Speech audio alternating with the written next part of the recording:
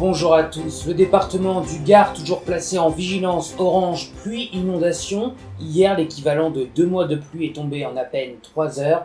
Dans certains villages, l'eau est montée très vite. Hugo Puffnet. Les pieds dans l'eau, ils ne peuvent que constater les dégâts. À l'intérieur de cette grande surface plongée dans le noir, des rayons renversés et tout un stock de matériel qui flotte dans cette eau turbine. Cette zone industrielle est encore inondée, car la décrue n'a pas commencé. Ce matin, le maire est venu prévenir les chefs d'entreprise.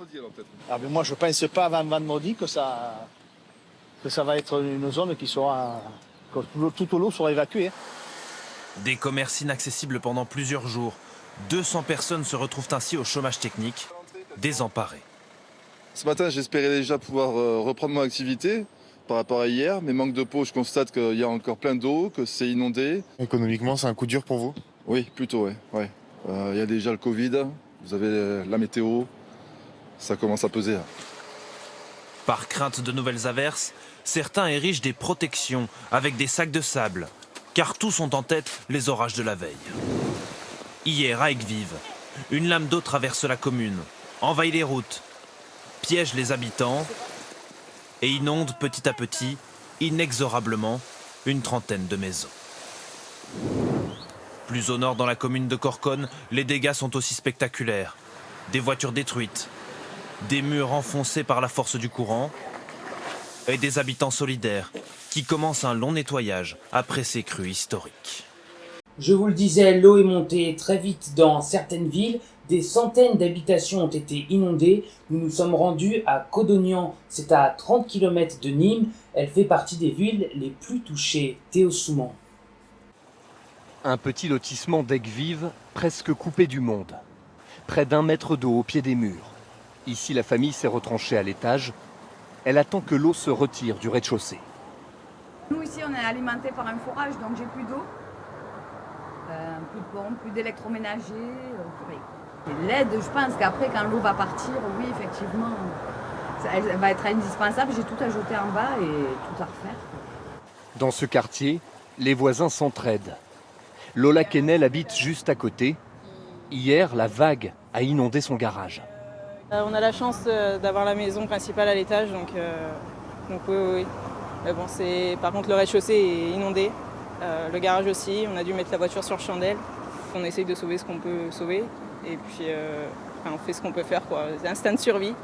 À Codognan hier, des quartiers entiers ont été traversés par un véritable torrent. Cet habitant a dû faire son sac en quelques minutes et partir. C'est monté jusque par là. Avec de l'eau jusqu'au cou. Il y a 2 pompiers qui ont pris chacun sur leur dos le couple de personnes âgées qui est en face. C'est ubuesque. Surtout quand on est surpris, on s'y attendait pas du tout. Dans la maison, la boue s'est infiltrée partout. Le nettoyage prendra du temps. Et on voit quand même que l'eau est montée presque à la banquette de ce côté-ci. Désormais, tous les sinistrés du Gard ont une crainte, que la météo se dégrade de nouveau dans les prochaines heures. Depuis ce matin, l'obligation vaccinale est entrée en vigueur pour les professionnels de la santé. Ceux qui ne veulent pas se faire vacciner ne peuvent donc plus exercer leur métier, comme ce médecin de village à Charamois-l'Orgueilleux, Angélique Etienne. À partir d'aujourd'hui, les patients de Gauthier-Bine trouveront porte close. Ce médecin généraliste, le seul du village, ne peut plus exercer. Je suis interdit d'exercice parce que je n'ai pas reçu les injections anti-Covid. Une décision qu'il a prise après plusieurs mois de réflexion et malgré l'obligation vaccinale. Moi, en tant que citoyen, mon rapport bénéfice-risque n'était pas en rapport du bénéfice. Là, on est dans une situation neuve, avec un produit encore en expérimentation, à mon avis, qui a besoin de faire ses preuves, en tout cas pour mon cas personnel. En fermant son cabinet, ce médecin de campagne laisse sans solution un millier de patients. Ce généraliste étant le seul médecin à 10 km à la ronde. S'il est suspendu, s'il est rayé de l'ordre du médecin, c'est quand même... je trouve que c'est un peu chaud quand même.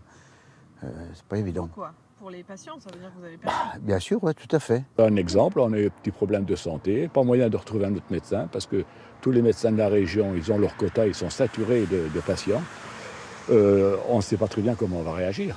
Certains disent, ah ben, de toute façon, si on a un problème, on fait le 15. Le maire de cette commune de 580 habitants a alerté l'ARS et demandé l'envoi d'un médecin de l'hôpital le plus proche, sans succès pour l'instant.